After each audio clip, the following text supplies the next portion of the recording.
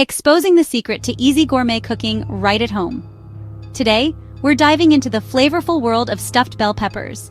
Today, we're making stuffed bell peppers with ground turkey and brown rice that'll make your taste buds do the happy dance.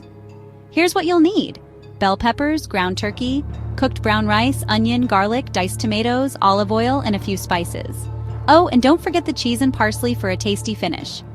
First, prep those bell peppers. Cut off the tops and remove the seeds. Blanch them in boiling water for a few minutes to soften. Easy, right? Now set them aside. Next, let's get the filling ready. Heat up some olive oil and sauté chopped onion and garlic till they're nice and translucent. Add the ground turkey and cook till it's browned. Throw in the diced tomatoes, cooked brown rice, and spices. Let it all simmer and soak in those flavors. Time to stuff those peppers. Preheat your oven to 375 degrees Fahrenheit. Fill each pepper with the turkey and rice mix, top with cheese if you like, and bake them for 35 minutes.